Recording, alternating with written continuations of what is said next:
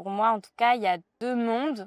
Il y a le monde de la peur et le monde de l'amour. Alors le corps, a sa propre horloge. C'est, de faire confiance à son corps, d'habiter son corps et tu es là: «Oh là, OK, bah, vers où tu veux aller?» Et c'est là où ta réponse, la le corps a sa réponse. J'en étais sûre. Ah oui. Je vais vraiment aller là-bas. Je vais affronter une de mes plus grandes peurs. Déjà, rien que ça, j'étais: «Ouh, bravo!» Bienvenue dans ce podcast que j'ai renommé Le corps et ses états d'âme. Précédemment, j'avais parlé de... Le titre c'était Au fil de l'âme, mais il manquait un élément essentiel de notre être, hein, constitutif de qui nous sommes, le corps. D'où le corps et ses états d'âme, ça veut dire quoi? Habiter son corps. Pas simplement la vision du corps comme une machine où nous devons réaliser des performances, par exemple, où le corps doit être utile. Non, non, non.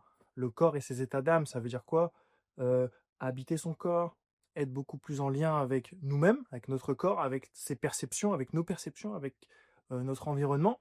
Et tout ça, ça m'est venu en écoutant Solia, qui est mon invitée aujourd'hui de cette interview. Elle explique donc son rapport avec son corps, notamment au travers du voyage. Comment, en partant loin, elle a pu se rencontrer elle-même. Ça l'a ramenée à l'essentiel, ça l'a ramenée à qui elle est en tant qu'être entière, ça veut dire en tant que corps. Parce qu'elle était beaucoup dans son mental, c'est ce qu'elle va vous expliquer. Et bah voilà, peu à peu, elle s'est laissée aller à son intuition. Elle s'est allée à ses émotions. Elle s'est allée à son corps. Et tout ce qui nous constitue, notre corps, notre cœur. Je vous laisse avec Solia. Ça va? Ça va et toi? Ouais, bah nous voici quoi. Oui. Alors, on voit comment on commence, hein, l'essentiel. Je sais pas si on se présente? On peut toujours se présenter, hein. Solia, ici présente. Qui es-tu? Solia. Qui je suis? Je la fais en mode GA ou pas? Comme tu veux. Ça fait bizarre de le dire. Eh bien, je m'appelle Solia. Je suis une femme inspirante. J'ai déjà oublié mon contrat. On peut se mettre peut-être comme ça, genre, ça s'aligne, ça fait un petit peu. Ah oui, comme ça? Ok, en 3/4. En 3/4, je pense. Ah oui, c'est ça. Ok, wow. Ok, let's do it again. Je suis pas du tout stressée. Du coup, bah écoute, bonjour. Bonjour. Je m'appelle Solia. Je suis une femme brillante, inspirante, passionnante, sensible, divine et libre. Ce qui en fait déjà beaucoup de choses. Ce qui fait beaucoup de choses. Ok. Et qu'est-ce qui t'anime dans la vie, Solia? Euh, je dirais le cœur, Ok. puisque faire les choses avec passion et avec le cœur, Ok. Ça veut dire quoi le cœur? avec amour. On commence dur alors. On commence léger. Mais c'est quoi l'amour pour toi? Ah waouh, ah ouais, t'enchaînes. Tu te présentes pas? Ouais, je peux me présenter aussi. Mon prénom est Kevin, du coup. J'aime à me considérer comme un homme créatif, optimiste, aimant. Même si aimant, comme dirait mon psy, qu'est-ce que t'attires du coup? Mmh. Euh, mais en tout cas, jusqu'à maintenant, j'ai l'impression d'avoir attiré plutôt des bonnes personnes déjà autour de moi. Je suis vraiment en gratitude des amis et des personnes que j'ai rencontrées jusqu'à aujourd'hui et des opportunités, des expériences que j'ai pu vivre jusqu'à maintenant. Euh, et voilà. Et puis, sinon, là, on est ici aujourd'hui à Paris, Cours Saint-Émilion, afin d'enregistrer une interview, podcast. On va voir un peu le format, une conversation, quoi. Voilà. Ce que j'appelle une deep conversation, Uh-huh. conversation profonde, plongée dans la psyché nos psychés, en l'occurrence Mhm. la psyché de Solia, dans la mesure de ce que tu acceptes de livrer. Et on va mettre une petite lunette de plongeur et nager dans la psyché de Solia, voir ce que ça donne. Qu'est-ce qui sommeille à l'intérieur de toi? Quelle pépite de sagesse tu pourras nous livrer? Quelle pépite de sagesse tu as récolté au cours de ta vie? Et Vaste programme. vaste programme. Et juste avant de commencer, la même question, qu'est-ce qui t'anime? C'est intéressant parce que j'ai discuté de ça avec quelqu'un il n'y a pas longtemps qui me disait, putain, comment il avait répondu? Je sais plus, mais moi ce que j'ai répondu en écho à cette personne-là, j'ai dit, ah moi j'explore pas mal de choses en ce moment, je m'explore moi-même j'explore les humains, là, ce qu'on va faire plus Mhm. tard, et j'explore de plus en plus le monde. Dire, je trouve que j'ai pas, comment dire, j'étais un peu peureux, je pense que j'ai pas suffisamment exploré le monde, par exemple avec Erasmus ou des choses comme ça, tu vois. Et, euh, et là, bah voilà, avec le pèlerinage de Saint-Jacques-de-Compostelle qui se prépare, ça va être une exploration, quoi. Littéralement, quoi. Donc voilà, exploration de l'humain Ok, et donc de l'humain dans son environnement. C'est ce qui m'anime. trop bien. Et donc, bah ouais. Et du coup, bah, si on peut commencer comme ça, du coup, l'amour. Ouais. Qu'est-ce que l'amour? Qu'est-ce que l'amour? Les parties sont végans. Oui, j'ai entendu. C'est un. Alors, il y a toujours cette dualité entre, pour moi en tout cas, il y a deux mondes. Il y a le monde de la peur et le monde de l'amour. Et, euh, et je dirais, c'est à partir de quel endroit que l'on pense, que l'on parle et que l'on agit. Et du coup, l'amour, c'est du coup choisir ce chemin inconditionnel, on va dire. Et je dirais, dans cet amour inconditionnel, à la fois dans ce qu'on pense, ce qu'on parle et ce qu'on fait, il y aurait cette acceptation totale de ce qu'il est. Euh, à la fois acceptation de soi, de l'autre et du monde et de ce qui nous entoure. Et à la fois à l'intérieur et à l'extérieur. Ce qui n'est pas forcément chose facile parfois. Mais qu'est-ce que l'amour? Je pense que c'est adopter un regard face à la vie, euh, compatissant, de bienveillance et d'acceptation. Ok, compassion, acceptation, bienveillance. Parce que quand tu parlais d'inconditionnalité, je me suis dit comment, enfin, est-ce que c'est possible en tant qu'être humain ou, enfin, qu'est-ce que l'inconditionnalité finalement? C'est difficile en tant qu'être humain de. Et ben, justement, je pense que c'est le chemin d'une vie de travailler là-dessus et d'expérimenter aussi ça. Parce que forcément, je dirais pas que c'est un but à atteindre, mais c'est en tout cas quelque chose qu'on peut expérimenter et cultiver au fur et à mesure de son chemin. Parce que forcément, dès notre naissance, on est conditionné. Il y a un conditionnement social, je ne sais plus quel philosophe avait débattu là-dessus, mais conditionné par les parents, par notre éducation, à l'école, par la société dans laquelle on évolue. Euh, Ça peut être conditionné par aussi nos a priori, nos peurs, notre ego qui peut passer par là. Il y a plein de choses en fait, et par le regard des autres, donc euh, donc oui, je pense la voie de la sagesse, en tout cas, ce serait d'apprendre à se, d'apprendre à désapprendre déjà, d'apprendre à désapprendre tout ce qui nous a été conditionné et qu'on a pris pour soi, et, euh, et d'enlever tous ces conditionnements-là, et, euh, et de travailler aussi le détachement, je pense. Et toi, quelles sont les dernières choses ou les choses qui te viennent que tu aurais désapprises? Euh, j'ai pu identifier et, euh, et, et désappris, entre guillemets, une croyance forte que j'avais, que, euh, que explorer le monde, c'était dangereux. Hmm. Et c'était vraiment une peur enfouie qui ne venait pas forcément de moi, mais qui était en moi quand même. Et, du coup, j'ai désappris ça et j'ai remplacé cette peur par la confiance. Donc, j'ai enlevé la couche de peur et j'ai remis une autre couche de confiance. Et comment ça s'est fait ce process? Comment tu as pu enlever cette couche de peur et comment tu as pu mettre une couche de confiance? En allant à la rencontre de cette peur. Ok. C'est-à-dire, concrètement parlant, moi, c'était la peur de voyager loin. Alors, loin de quoi? Belle question. mais loin de mon lieu d'habitation principal, c'est-à-dire Paris. Et donc, je suis allée 2 mois au Pérou et c'est vraiment ces 2 mois au Pérou j'avais peur d'y aller. Donc, en fait, j'y suis allée et du coup, j'ai rencontré cette peur et j'ai vu de l'autre côté de la peur. Donc, une fois que j'y étais, la peur, elle s'est enlevée et du coup, j'ai appris au fur et à mesure, j'ai désappris à avoir peur et j'ai appris du coup autre chose qui est de mettre le, l'habit de confiance aux gens, aux rencontres, en la vie. Voilà. Et à quoi il ressemble cet habit de confiance du coup? Euh, c'est de faire confiance à son corps, d'habiter son corps. Et du coup, quand je dis confiance en la vie, c'est vraiment confiance en sa boussole interne, mais qui n'est pas située dans la tête, qui est située dans le corps.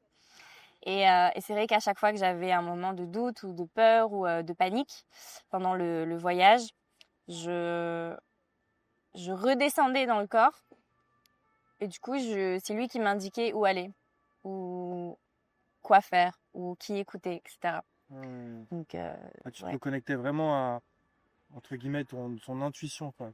Ouais. Le corps te donne la réponse. Tu poses la question au corps et le corps te donne la réponse.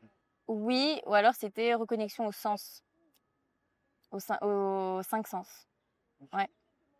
Pour reconnecter à l'environnement, du coup, et pas partir dans ma tête qui elle, faisait son propre voyage. Ok. Alors, du coup, confiance avec ton corps.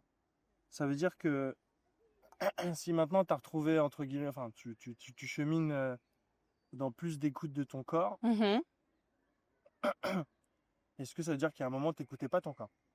Oui, pendant des années. Ok. Ouais. Et comment ça s'est passé? Comment tu te sens depuis que tu es dans cette phase d'écoute de ton corps? Ou qu'est-ce qui a fait que du coup, tu t'es dit, ah là, j'écoute pas mon corps, vas-y, je vais l'écouter un peu plus. Tu vois, comment tu as cheminé de Mm, non-écoute à écoute? mm.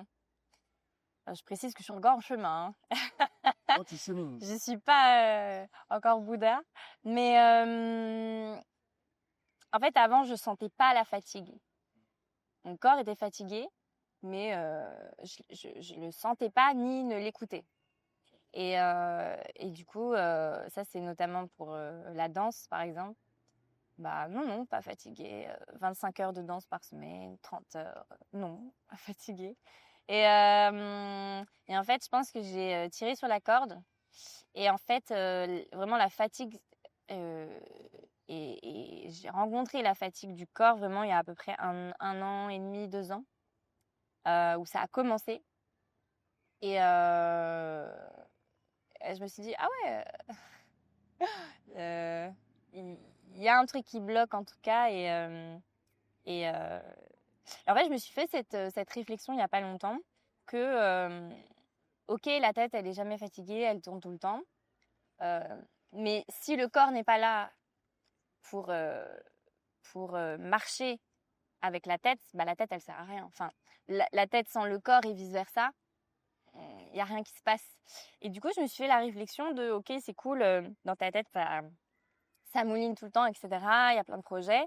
Mais derrière, si le corps, il n'est pas en forme pour suivre, bah, ta tête, elle peut penser à autant de choses qu'elle veut, rien ne pourra se concrétiser. Donc j'ai pensé à ça, je me suis dit, ah ouais, pas bête, ouais, ok.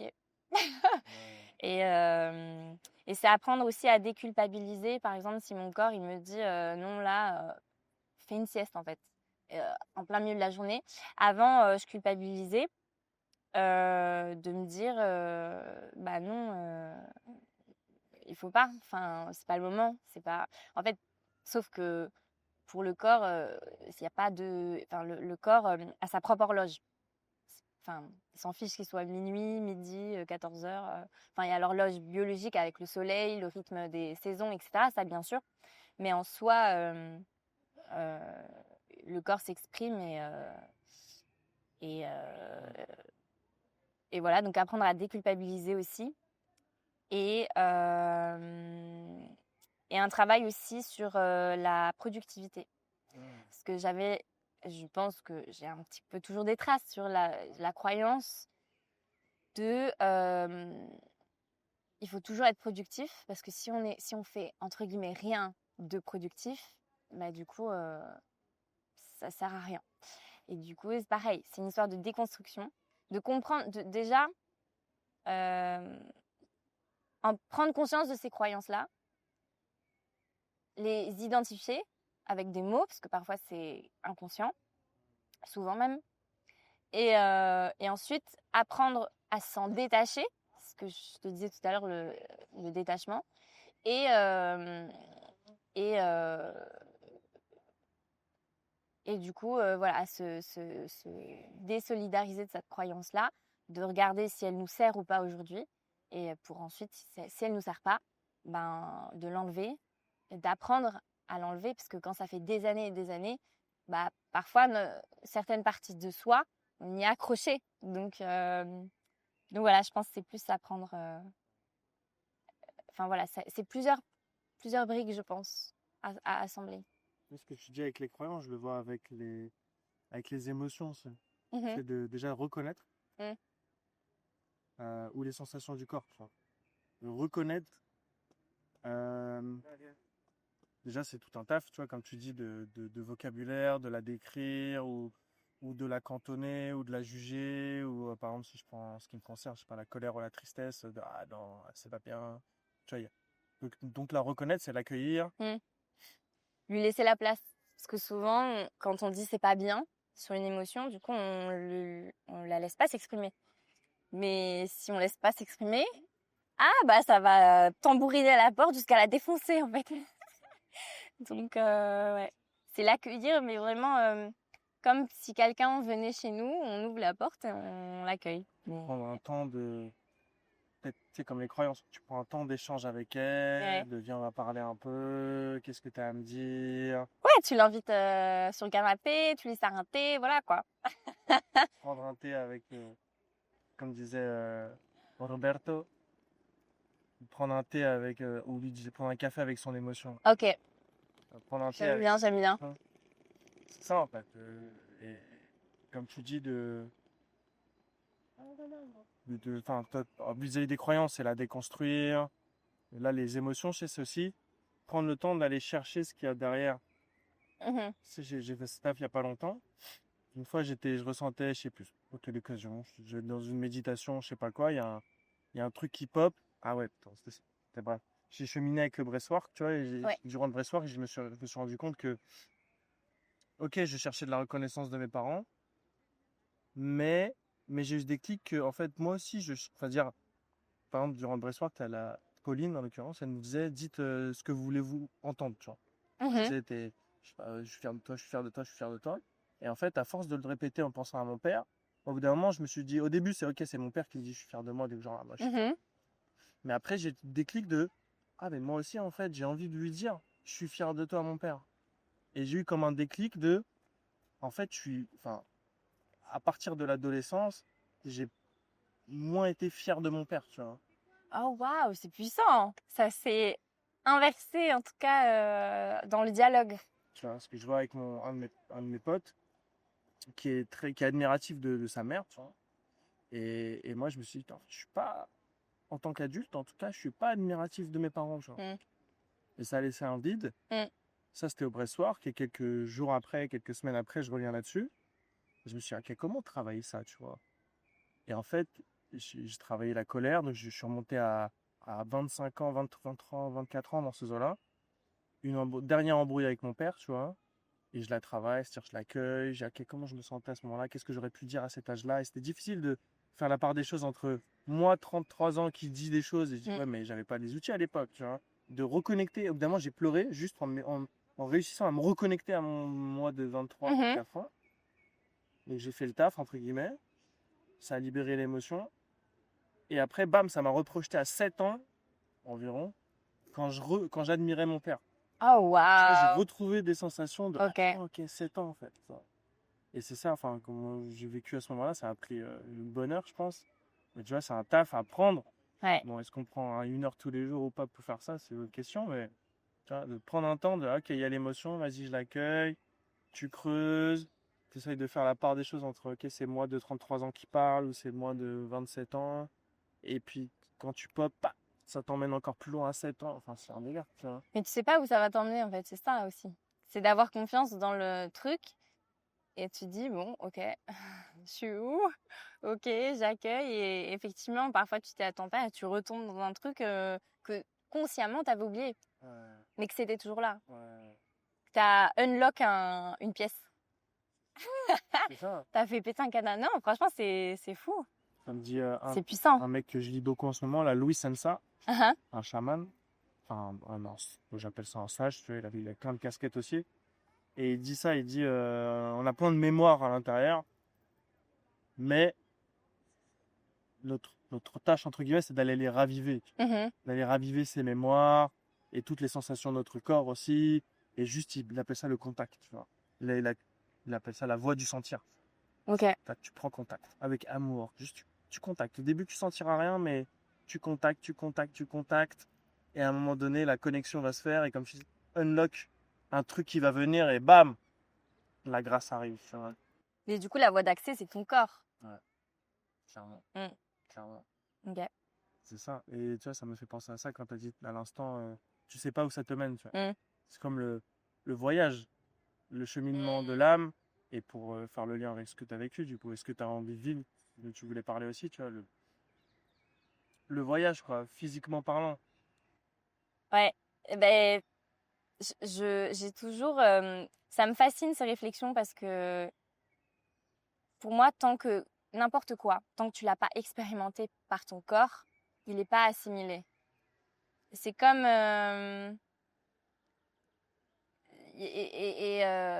Et c'est vrai qu'aujourd'hui, dans nos sociétés contemporaines actuelles, je prends l'exemple en Europe, il y a de moins en moins, mais il y avait vraiment ce truc dur et fort où la tête est dissociée du corps.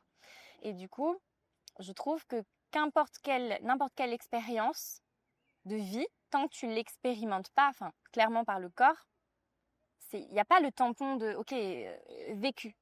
Il n'y a pas ça.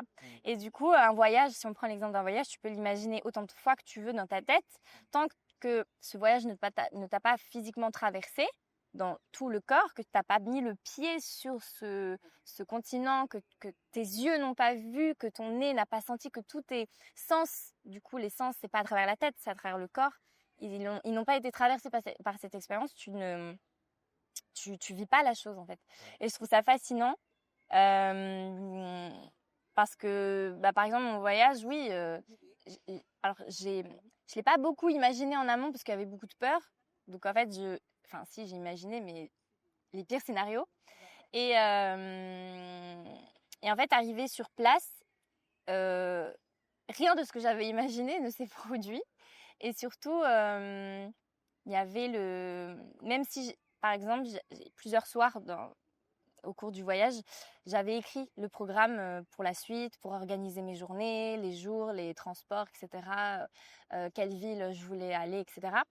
Et en fait, tu regardes la feuille blanche. J'ai écrit, tu vois, j'ai passé à chaque fois, je sais pas, 2 heures à bien tout planifier et tout ça. Tu regardes la feuille et tu regardes concrètement ce que j'ai vécu. Mais rien à voir, vraiment l'opposé. Et le soir en rentrant, je regardais ma feuille comme ça, je rigolais. Vraiment, je riais toute seule en regardant ma feuille parce que je me disais, mais tu t'es pris la tête.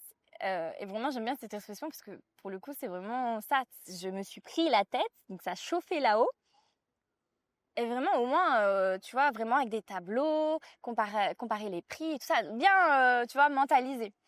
Et en fait, le soir, quand je rentrais et que j'avais fait l'activité, en fait, rien ne s'est passé comme sur le papier, en fait. Et c'est ça qui est beau, c'est qu'il s'est passé des trucs encore plus extraordinaires de ce que j'avais pu imaginer sur le papier. Ouais. Et c'est ça qui est beau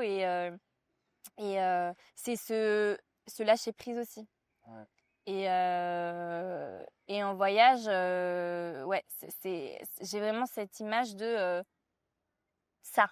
Ça t'ouvre vraiment les yeux et t'as plus tes œillères et il y a vraiment un truc en voyage en tout cas, je parle de mon expérience du coup, de présence et d'attention.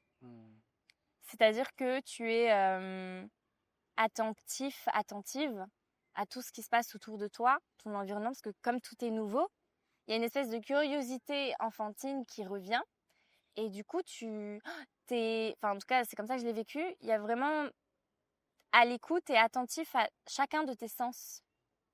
Ah, il y a de la musique là-bas. Qu'est-ce que c'est? Tu check, est-ce que tu as envie d'y aller ou pas? Tu y vas ou pas? Ah, là-bas, il y a, je sais pas, tu vois un groupe de personnes. Qu'est-ce qu'ils font? Et tu sens ou pas si c'est plutôt un truc cool ou pas. Et en fait, tu vas à tâtons, mais tu avances en fait à ton rythme. Et je trouve ça extraordinaire. Donc, cette histoire d'exploration, ce dont tu as parlé au début, ça me parle beaucoup. Et quand tu parlais du fait du voyage, ça te forçait, entre guillemets, à porter ton attention sur la présence et l'attention, du coup. Oui. Et est-ce qu'au quotidien, est-ce que tu es aussi présente et attentive ou pas, ou comment ça se passe, tu vois? Pourquoi le voyage? Pourquoi aller à des milliers de kilomètres pour retrouver cette présence et cette attention? C'est une vraie question. Ouais. Euh,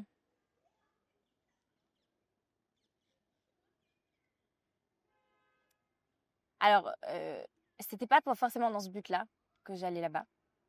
Mais en fait, en y allant, euh, j'ai redécouvert cette présence. Donc, toujours une histoire d'apprentissage, de construction, déconstruction.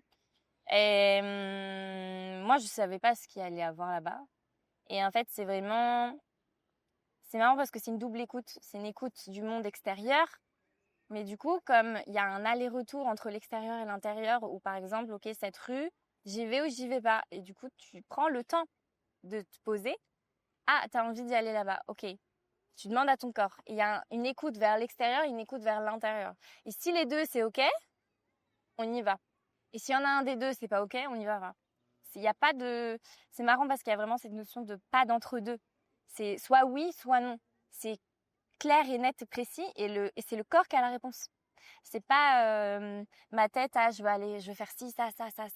Mais pareil, si ton corps, il est fatigué, là, il veut faire une sieste, en fait, euh, il te laisse pas le choix. Et moi, c'est arrivé, tu vois, là-bas. Et et il y avait vraiment un dialogue, en fait, entre les deux entités, le corps et l'esprit. Je reviens à ta question juste après. Vas-y, vas-y. Et il y avait vraiment ce truc de... Pareil, je regardais ma feuille, tu vois. C'est apprendre à lâcher aussi, le mental. Parce que c'est le mental qui écrivait, etc. Et j'y tenais à ces programmes. J'avais passé 2 heures dessus, tu vois. Il y avait tout un dialogue de... tu vois, c'était le lendemain. Ok, j'avais prévu 15 000 trucs. Et mon corps, il me fait non, en fait. Là, non, tu vas rester juste ici, à rien faire, à te balader dans les rues, c'est tout. Tu vas pas prendre le bus à droite, à gauche, machin, visiter 5 villes en une journée, etc. Et vraiment, c'était un dialogue interne parce que je me disais, enfin, c'est comme si mon corps me disait, bah, tu peux toujours essayer, ma pauvre fille, mais sans moi, tu vas pas aller loin, en fait. Et en fait, j'ai d'autant plus apprécié ce jour de repos. Euh, on appelle ça le slow traveling aussi. Slow traveling. Voyager lentement et pas être dans une démarche de consommation. Merci. Pas être dans une démarche de consommation, mais vraiment de goûter. D'appréciation. D'appréciation, ouais. Et ça, vraiment, c'est pour ça, à partir 1 mois ou 2 mois, ça te laisse le temps. Ouais. Et de pas te dire, ah là là, j'ai que 3 jours. Ouais. Et moi, quand je pense à ça, il y a vraiment ce truc d'étouffement. Tout de suite, le mental me dit, ah, il n'y a que 3 jours, il faut rentabiliser, faut faire ci, ça. Et de l'avoir expérimenté en un laps de temps très long, il y avait un côté rassurant où je me disais, bah, tranquille, il y a le temps de toute façon. Mais en fait, au fur et à mesure, je me suis dit, bah, même, même si je vais pas à cet endroit-là dans les 2 mois, est-ce que c'est très grave? Et il y avait vraiment un dialogue entre les deux entités. Et du coup, voilà, je suis pas forcément allée là-bas dans une quête de présence et d'attention, mais c'est ce voyage-là c'est le voyage qui m'a rencontrée, en fait. Moi, ok, c'était déjà un challenge pour moi de me dire, je vais vraiment aller là-bas. Je vais affronter une de mes plus grandes peurs. Déjà, rien que ça, j'étais, oh, bravo. Et en fait, c'est en allant là-bas, au quotidien, que il y a ce truc de... mais j'ai envie de dire, ça n'a pas été conscientisé tout de suite. Ouais. Quand tu es dans la rue, que tu entends un truc ou que tu vois des danseurs là-bas, tu reviens à ton état d'enfant en fait. Tu conscientises pas tout de suite ah ok, du coup je demande à mon corps avant, nanana. Non, c'est à l'instinct, tu vas à l'intuition. Du coup, il y a pas, ça se fait naturellement en fait. Et c'est que après, puisque je n'ai plus 7 ans ou 10 ans comme un enfant, mais c'est qu'après où je me suis dit, ah, c'est grave intéressant en fait ce qui se passe là. Qu'est-ce qui s'est passé? Ouais, tu vois? T'en tires les leçons, quoi. Ouais. Mais c'est que après, parce que du coup, tu es vraiment dans l'appréciation du moment présent et de l'attention et de vraiment goûter à chaque chose. Ouais. Et Je vois ce que j'ai pu, comment dire, en 2024, début 2024, je suis parti à Poitiers quelques jours.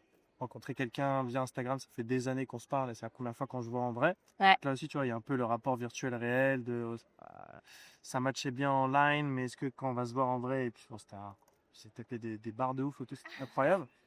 Et en fait, j'ai senti ça, tu vois, je me suis dit, ah, pourquoi tu as ressenti ça là-bas et pas ici, enfin, etc. Et je me suis dit, ah, en fait, c'est parce que si, ce que j'ai senti, c'était la déconnexion.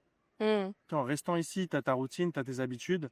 Tu te dis, il y a plein de choses à faire ici, il faut que je fasse ci, il faut que je fasse ça, il faut que je vois ci, il faut que je vois ça. On m'invite, donc comme je suis là, bah, j'ai la réflexion de est-ce que j'y vais, est-ce que j'y vais pas. Hmm. Hein. Alors que là, tu es déconnecté, à la fois en termes d'espace, du coup, tu n'es pas dans le même espace, et en termes de temps, parce que c'est entre guillemets des vacances que tu t'accordes, donc vas-y, on chill, on discute jusqu'à pas d'heure, on se réveille à pas d'heure, on n'est pas pressé par le temps et tout.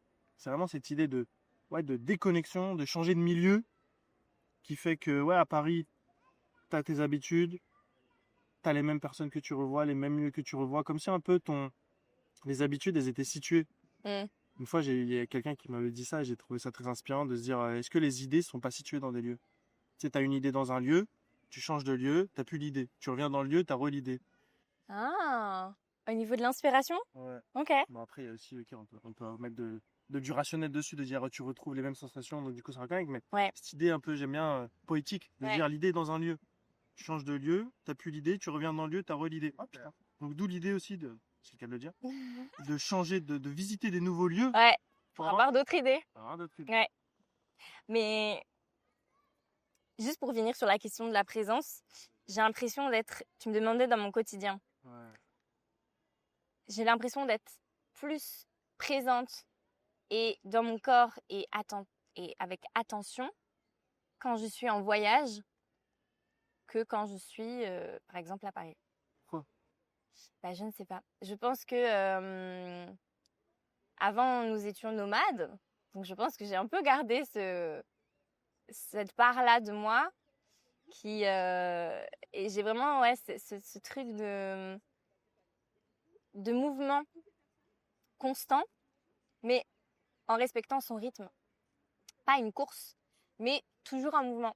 Et peut-être en restant dans un seul lieu. Alors, dans l'histoire, ça a permis beaucoup de choses, hein, l'agriculture, la sédentarisation, la construction de villages, de villes et tout ça. Ok. Mais du coup, il y a un truc d'habitude qui se met en place, comme tu dis, de routine. Mais des routines peut-être, en tout cas, je parle peut-être pour moi, où peut-être on peut s'empâtir dedans. Alors, ce qui n'empêche pas en voyage d'avoir des routines. Moi, j'avais mes routines, même en voyage, de danse, de méditation, d'étirement, de balade dans la nature, etc. Mais je ressens plus ça en voyage. Et je dis bien en voyage, je dis pas vacances. C'est subtil, mais pour moi, ça a une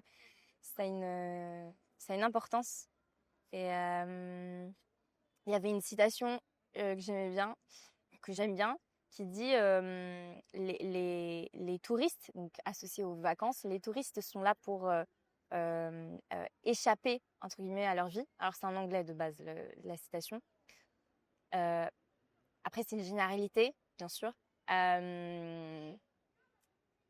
Et du coup, les voyageurs associés au voyage et pas aux vacances, ils n'échappent pas, mais ils veulent traverser la vie, ils veulent l'expérimenter. Ils veulent l'embrasser et pas s'en échapper.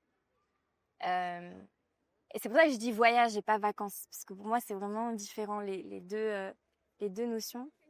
Et Et ça rejoint l'aspect du slow traveling, de voyager lentement et de se dire que, ok, dans la vie de tous les jours, surtout dans la frénésie de la capitale française, ok, tu cours, mais vers quoi? Vers qui? Pourquoi?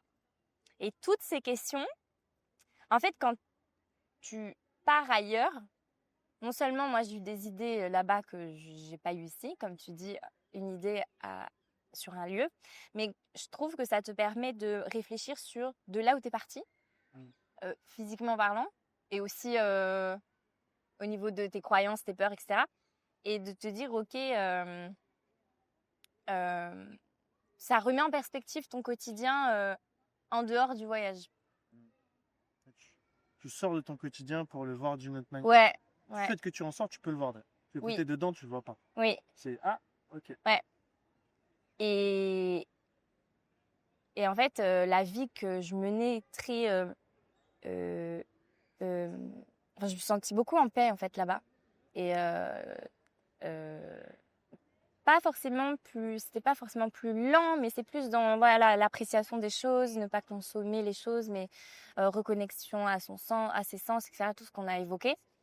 Et ben tu compares ça, tu compares ce que tu expérimentes par ton corps à l'état que tu expérimentes dans ton quotidien, par exemple à Paris. Et t'es là, oh là, ok, vers où tu veux aller? Et c'est là où ta réponse, le corps a sa réponse. Et ça te fait questionner aussi sur, ok, tu cours, mais pourquoi, vers qui, vers quoi, etc. Donc ça t'offre d'autres pistes de réflexion. En plus de vivre toutes les nouveautés que tu as sur place, ça te fait réfléchir aussi sur le... Enfin bref, c'est vraiment un 360 quoi. Okay. Tu parlais du lâcher prise, de revenir dans le corps. Ouais. Et c'est vrai que il n'y a pas longtemps, j'ai fait une performance, un spectacle de magie. Et c'est vrai que j'étais très stressé, tu vois, et tu essayes de tout prévoir, tu vois. Faut que ça se passe comme ça, la personne elle va dire ça, faut que ça se passe comme ci, comme ça. Et en fait, j'ai raté. Et j'ai vraiment raté. Parce que tu sais, en tant que magicien, des fois, tu dis, j'ai raté pour faire style. Les gens, ils étaient, est-ce qu'il fait une blague ou pas? Je fais, non, j'ai vraiment raté. Ok. J'ai fait, non, on va recommencer. Mais en fait, j'ai kiffé avoir raté. Parce que mon corps a bugué. Tu sais, erreur 404, quoi. Ouais. Tu as un vide, vraiment, t'as un vide, tu vois. Ouais. Et en fait, après, j'étais beaucoup plus détente. Et je sais pas, j'ai kiffé ressentir ça, en fait. Ok. Ce vide. Et donc, se lâcher prise. T'as pas paniqué?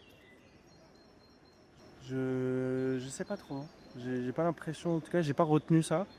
Parce que je pense que t'es quand même, tu réfléchis à. Mon cerveau était quand même présent, tu vois, à dire bon, qu'est-ce qu'on va faire, qu'est-ce qu'on va mettre en place. Donc, on commençait quand même, tu vois. Mais c'est ce lâcher prise de j'ai raté, tu sais, tu peux mettre la pression, il faut que je réussisse, il faut que ce soit comme ça. Le mental qui dit il faut que ce soit comme ça, comme ça, comme ça. Et là, juste, tu rates. Enfin, la pire chose qui pouvait arriver est arrivée. Ouais. T'es encore vivant. C'est grave, quoi. Et en fait, de ressentir les émotions, c'était incroyable, tu vois. De ressentir ce bug et de ressentir une émotion de... On lâche prise, frérot, on y va. Quand j'ai kiffé cette idée. Et comment ça a été accueilli par ton public? Écoute, ils étaient très bienveillants. Parce que c'était une scène aussi de débutants, entre guillemets, d'amateurs. Okay. Donc ils étaient très bienveillants, on recommence. Et en vrai, j'ai eu de la chance. Je reçois le cadeau parce que la personne du public qui a bien voulu passer, en fait, c'était un magicien chevronné que je connaissais pas. Et en fait, du coup, même, j'ai re-raté, en fait, quand j'ai recommencé. Mais lui, il m'a aidé, parce qu'il a repéré l'astuce. Donc, il m'a aidé, en fait. Donc, tu vois, c'était... Oh, waouh! Tu vois, ce côté de je reçois. Et de même, j'ai dans la chance, entre guillemets, je suis tombé sur un magicien chevronné qui m'a aidé à ne pas re-rater encore une fois, si tu peux. Donc, tu vois, le fait de lâcher prise, et il y a des cadeaux qui arrivent, enfin, c'est comme vécu, tu vois, le temps. Et là, depuis un mois, depuis l'arrêt de slow dating, j'ai arrêté et je reçois plein de cadeaux. Et d'ailleurs, ça me fait rebondir sur ton slow traveling. C'est marrant comment dire, on est dans une société où pour retrouver le goût de l'appréciation, donc le goût de la lenteur, il est obligé de mettre un mot, tu vois. Il y a eu speed dating. Pardon. Il y a le speed dating, donc on a mis du slow dating. Il y a du slow sex. Là, tu me dis un mot que je ne connaissais pas. Il y a slow like, tu me dis il y a du slow traveling.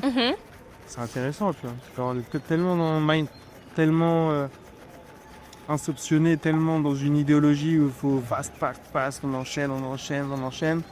Mais attends, viens, on met du slow. Ça fait quoi si on ralentit, ouais. C'est ça en fait. Ouais. On est dans une société, on explore le ralenti. Je trouve que c'est assez récent hein, quand même, en termes de, à l'échelle de la construction des sociétés et tout ça. Même au XXe siècle, XXIe siècle. À tes souhaits. Merci. Mais ouais. Mais du coup, ralentir, ça nécessite le lâcher prise. Parce qu'il y a ce conditionnement de aller vite, etc. D'autant plus, ça dépend dans quel environnement tu évolues aussi. Mais du coup, de te dire, faut vraiment que j'aille plus lentement là, mais du coup, je sais pas qu'est-ce que ça va faire, moi je connais pas. Et du coup, c'est toujours aller vers cet inconnu. Et encore une fois, pour moi, c'est le corps qui va donner la réponse. Parce que c'est le corps qui va expérimenter ce ralentissement. Donc c'est lui qui va capter les premiers signaux. Quoi qu'en pense ta tête. Et après, tu vois. Est-ce que ton corps, et tu le sens vraiment dans ton corps, est-ce qu'il est plus détendu, au contraire crispé? Est-ce qu'il il y a de l'air à l'intérieur, ça bouge, ou est-ce que c'est contracté? Est-ce que tu te sens libre de respirer ou tu te sens étouffé? Et en fait, tous ces signaux-là, ça va t'indiquer les réponses. Mais ça demande une écoute, une vraie écoute du corps. Mais ouais, de plus en plus de concepts comme ça pour ralentir. Ouais, ça me fait penser à ce que tu dis Quand on a soumis, il y a cette phrase de le temps nécessaire à. Pour créer des trucs, notamment la pierre philosophale, entre guillemets, qui porte n'importe quelle décoction. On est là, à combien de temps ça va prendre, comment ça va se faire, et la phrase toujours du maître, le temps nécessaire pas. Ça veut toi t'es là avec ton mental, putain, ça veut dire. Mais c'est ça, comme tu dis, le temps du corps, le temps de la vie, le temps que ça se fasse, le temps que ça infuse, le temps que ça diffuse, le temps que ça se crée, quoi. Finalement. Peut-être même comme un humain, tu vois.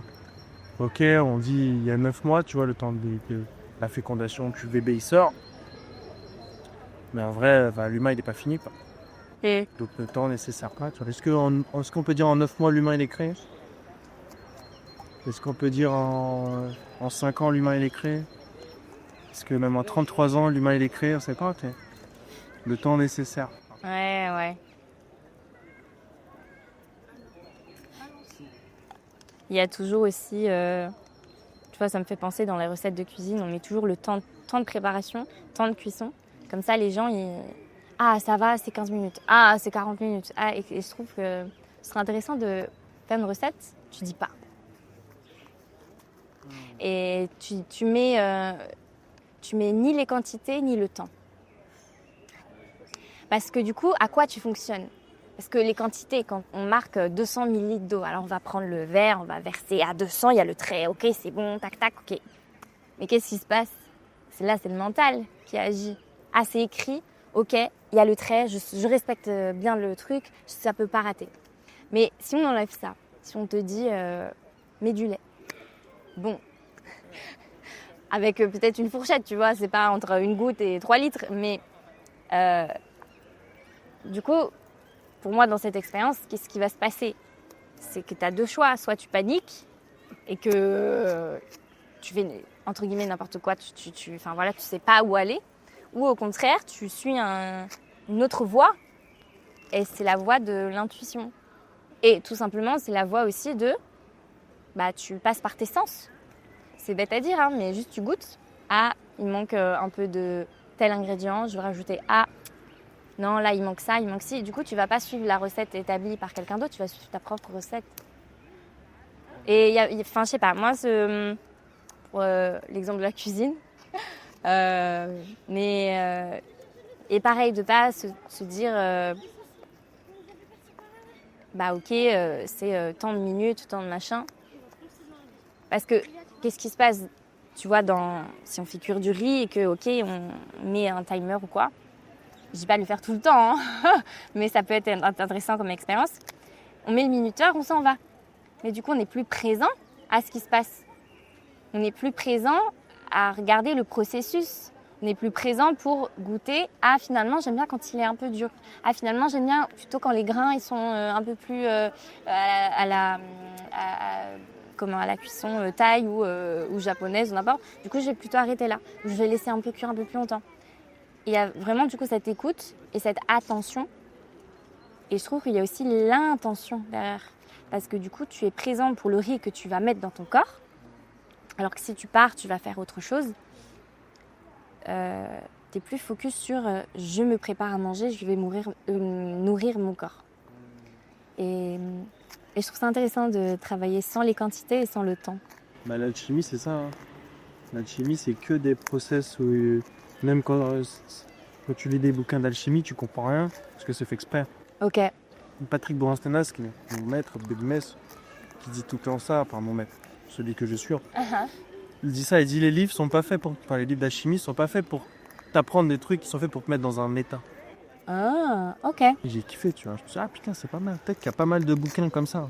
Nous, on les prend en mode, il faut que j'apprenne un truc. Peut-être c'est des bouquins ou des œuvres en art, en général, qui te mettent dans des états, tu vois. Et du coup, bah, il n'y a jamais les quantités, tu vois. Il n'y a jamais, il faut que tu cuises ton truc pendant X machin. C'est que du ressenti, mais ça prend une vie. Et je pense aussi, ça demande de désapprendre plein de trucs. Et de pas suranalyser ta sensation aussi. Parce que tu dis que, par exemple, un livre, c'est fait pour te mettre dans des états. Mais si ton mental commence à analyser cet état, ça se trouve, il n'y a pas à analyser, il n'y a pas à comprendre, il y a juste à vivre cet état, c'est tout. Comme on disait tout à l'heure avec les croyances et les émotions. Peut-être qu'il n'y a pas besoin de catégoriser l'émotion. Ça, putain, ok, je suis en colère. Enfin, c'est vrai, si on prend les enfants, c'est ça. Hein. Ils sont tristes, ils vont pleurer un coup, et puis ils repartent. Ils ont peur, ils vont avoir peur, et puis après, 5 minutes après, ils vont recourir, et puis tu vois. Ouais. Juste, ils ont exprimé leur truc, et nous, on est un peu désarçonnés. Putain, ils crient partout. Qu'est-ce qu'il faut ? Qu'est-ce qu'il faut faire ? Qu'est-ce qui se passe ? Qu'est-ce qu'il a ? Ouais. Alors que juste, laisse le temps. Enfin, je sais pas, hein, j'avoue, je suis pas parent, donc les parents Non plus. me diront. Hein. Mais d'après des retours que j'ai de parents justement, qui me disent ça, ils me disent des fois, tu sais, juste, tu laisses vivre. Le plus dur, en fait, c'est comment l'humain, comment l'adulte a envie de gérer ça, en fait. C'est plus ça le plus dur. Normalement, l'enfant, il vit son truc. C'est toi, en tant qu'adulte, comment tu rajoutes une couche de complexité sur quelque chose qui est peut-être simple, en fait. Mais je vois que ça fait miroir sur plein de choses, tu vois. Si on prend l'amour ou au début, peut-être on se rajoute plein de trucs, plein de mental, parce qu'on a vécu des expériences tristes, donc forcément on n'arrive pas neutre face à la situation. C'est ça. Alors que dans toute expérience, peut-être que la clé, ce serait d'être neutre face à l'expérience qui nous est proposée et de ne pas réagir et de surréagir par rapport à nos expériences précédentes, qu'elles soient bonnes ou mauvaises. Parce que chaque expérience est différente. Alors, il peut y avoir des similitudes, des schémas qui se répètent, mais du coup, là, c'est à notre tour d'identifier. Ah, bah ça, j'ai déjà vu, c'était pas très cool. Mais du coup, d'adopter une prise de recul et pas une réaction comme déjà précédemment vécu. Mais ça demande beaucoup de recul sur soi, je pense, de dézoom. Mais je trouve que c'est vraiment un aller-retour entre moment présent à fond et tu dézoomes. Mais tu n'analyses pas avec ta tête, juste tu observes. Comme tu regardes un tableau au musée. Tu n'es pas là à analyser chaque coup de crayon, juste tu regardes l'ensemble et tu vois ce que ça te provoque. Ça serait un peu ça. C'est comme... et l'art, pour moi, c'est drôle qu'on arrive à ça, mais tu vois, quand tu écoutes une musique, tu n'es pas là à... Tu regardes ce que ça te fait.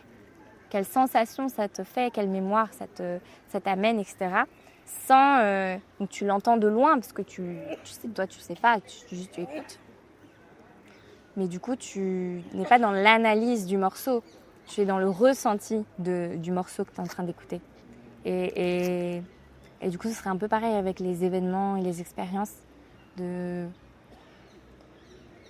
Tu dézoomes, juste tu observes et tu replonges dans le moment présent. Et je trouve que, parce que l'enfant, il est à fond dans le moment présent, le mental, il est à fond dans le dézoom, l'analyse. Et l'idée, c'est de jouer entre l'adulte et l'enfant et que les deux cheminent ensemble et qu'il y ait une danse entre moment présent à fond. Et du coup, tu dézoomes si jamais il y a un truc que tu sens que ça te fait travailler à l'intérieur. Mais tout en travaillant le détachement sur ce que ça te fait à l'intérieur, si c'est désagréable par exemple, et le lâcher prise. Et du coup, tu reviens au moment présent. Enfin, c'est tout un, je sais pas, je vois comme un soufflet, tu vois, et ça rejoint la respiration au final. Une danse. Ouais. D'ailleurs, du coup, ta transition, tu m'as parlé d'un challenge, je pense. Tu appelles un challenge, toi. Après, j'ai une intention que Oui. tu veux faire, d'aller dans la... C'était chanter ou danser? Non, c'était alors mon intention, mon idée, un peu, pour moi, je la trouve farfelue parce que mon modèle il me dit pardon. Mais merci pour l'inspiration parce que c'est toi aussi j'ai repensé à ce que tu avais fait quand j'y ai pensé. Mon idée, c'est de prendre un micro, de me poser sur une place fréquentée et de jouer des instruments et de chanter. Et je sais que, par exemple, ce ne serait pas les instruments classiques européens, par exemple, ou guitare, piano, clavier, etc., ou violon même. Mais ce serait plus du coup des instruments de là-bas, du Pérou.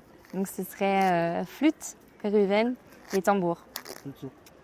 Et ouais, je sais pas, je me suis vue à côté du centre Pompidou avec un micro, avec comment ça s'appelle, un attrape-rêve au bout du micro, et je commence par l'instrument, qui est pour moi le plus facile que chanter, et après chanter. Et T'arrives déjà? j'ai les instruments. Le micro par micro. J'ai pas le micro. J'ai l'attrape-rêve. J'ai l'intention. Mais ouais, j'ai eu ça l'autre jour, je sais pas pourquoi. J'ai eu cette image-là.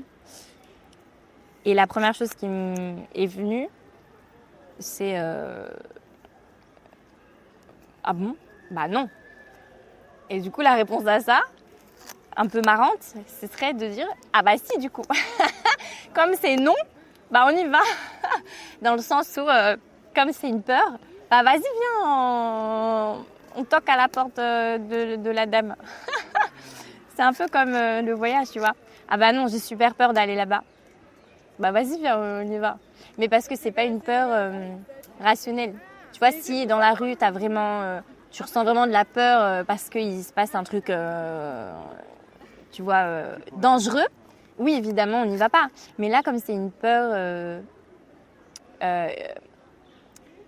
qui n'a pas de raison d'être dans le monde physique, qui est vraiment à l'intérieur, qui ne se concrétise pas à l'extérieur, bah voilà, c'est un peu la même logique. Comme c'est une peur où tu sais que tu sais qu'il y a pas, tu vas pas mourir. Oui. C'est entre guillemets, c'est juste à affronter le regard des autres.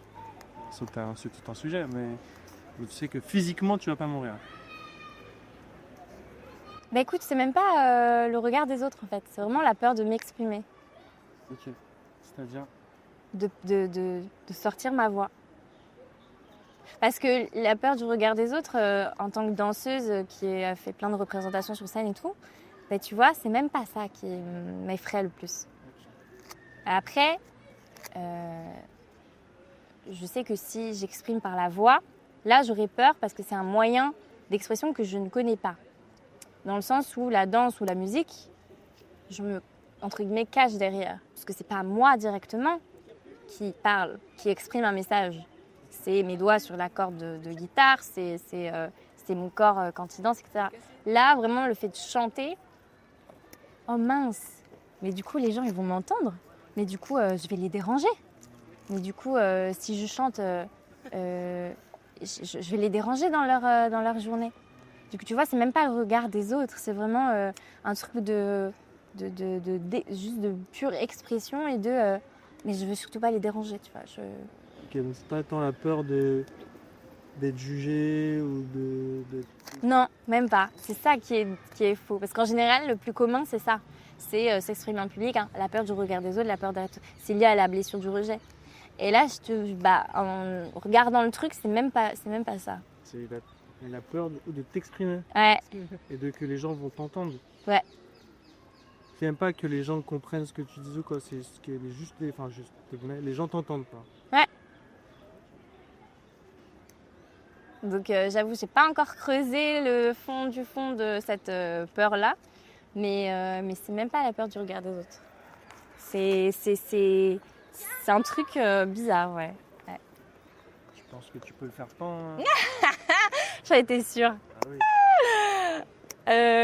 C'est quoi la phrase? C'est la différence entre un rêve qui reste rêve et un rêve qui devient réalité, c'est une date. Ok, je connais pas, mais Ouais. j'aime bien. Dès que tu fixes une date, du coup, ton rêve, t'as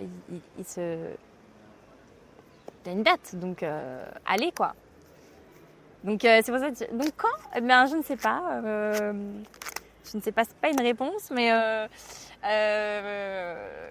Est-ce que c'est quoi? Est-ce que là on est 1er mai? Et que c'était ça durant le mois de mai ou tu veux aller proposer oh jusqu'au waouh! hasard, sachant que ça peut se faire la semaine prochaine? Oh waouh! Mon mental est pas prêt là, tu me dis la semaine prochaine. Je sais que le mental il est jamais prêt. Hein. Ouais. Vraiment c'est le corps qui fait quoi. C'est même quand je faisais les discours dans le tram ou dans le métro, Ouais. juste avant d'ouvrir la bouche, le mental il est pas prêt. Hein. C'est juste ton corps qui te met un coup de pied au cul mental, coup de pied au cul spirituel qui te dit allez, on ouvre la bouche, on y va. C'est temps encore. Je sais pas pourquoi. Hop là, je m'incruste à nouveau pour vous dire que les enregistrements tels quels, ils s'arrêtent là. Donc, il n'y avait pas de fin à proprement dit. J'ai envoyé la vidéo à Solia, le podcast. Et ce qui va suivre là, c'est sa conclusion.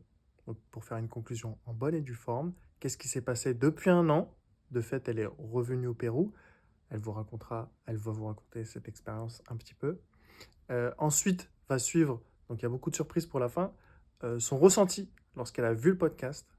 Et il lui est venu quelque chose de très poétique, j'ai trouvé. Donc, avec son accord, bien sûr, je l'ai partagé. Il y aura aussi des vidéos qu'elle a prises au Pérou. Et enfin, à la fin, ça revient vraiment la cerise sur le gâteau, son fameux challenge de chanter en public. Est-ce que ça s'est fait? Oui, non, comment ça arrivé? Il y a toutes les vidéos qui arrivent à l'instant. Je le redis là, si vous voulez commenter, si vous voulez échanger avec Solia, par exemple, pour lui dire ce que vous avez ressenti, qu'est-ce que ça vous a fait éprouver, etc., etc. Il y a tous les contacts dans la bio. Eh bien, nous sommes un peu moins d'1 an après le podcast avec Kevin. Et me voici à nouveau au Pérou, mais cette fois-ci pour une nouvelle expérience, pour y vivre. Donc au minimum 1 an et à voir si ça me plaît, je reste plus longtemps. Donc voilà, l'aventure continue, les challenges aussi, le dépassement de soi, des peurs, des attentes, etc. Donc c'est une autre expérience parce que ce n'est pas la même chose de partir en backpack pendant quelques mois et de bouger à droite à gauche dans un pays ou sur un continent et du coup de vivre l'autre expérience qui est de littéralement vivre dans le pays comme une locale. Donc voilà, suivez mes aventures au quotidien et me voilà du coup à nouveau au Pérou. Je rentre de mon cours de danse où j'ai enseigné. Je me dis allez, on va regarder le podcast. Et en fait, dès les premières secondes, vraiment mon corps actuel a ressenti les mêmes émotions que moi dans le podcast. Et c'est ouf parce qu'en fait, quand tu parlais et quand dans le podcast, par exemple, je commence à rire ou je commence à dire oh waouh, je te jure que j'ai eu les mêmes réactions. C'est-à-dire que quand tu me racontais, je sais pas, l'histoire du magicien et que tu avais foiré et que en fait, tu étais tombé sur un magicien qui t'a aidé, ma réaction dans le podcast, c'était oh waouh, trop bien. Je te jure, j'ai eu la même réaction en live. Pareil quand je rigolais, pareil quand il me posait une question et je répondais: «Ah ouais, c'est intéressant». Pareil, j'ai la même réaction, donc ça, c'est ouf. Ça, c'est premier point. Second point, ça, je l'ai écrit dans mon journal de gratitude, je vais te le lire. À un moment donné, on a tous les 2 nos éventails et le plan, il est exceptionnel. Vraiment, je l'adore. Le plan, c'est quoi? C'est on est de face tous les 2, enfin de 3/4, mais c'est la cam où on nous voit tous les 2. Et on est tous les 2 avec nos éventails en train d'agiter nos éventails. Et je te jure, je suis partie en fou rire parce qu'en fait et j'ai noté dans mon carnet, j'ai noté: «Je nous aime avec nos éventails, on dirait des ailes de papillons, des papillons qui dansent au printemps nouveau». Parce que, hein, c'était au printemps et on agite nos éventails en même temps pendant quelques secondes. J'ai rigolé parce que je me suis dit: «Mais on dirait des petits papillons qui s'envolent, tu sais, au printemps, quoi». Donc voilà, donc ça m'a fait penser à ça, j'ai surkiffé. Vraiment l'image, je la kiffe. Voilà, c'est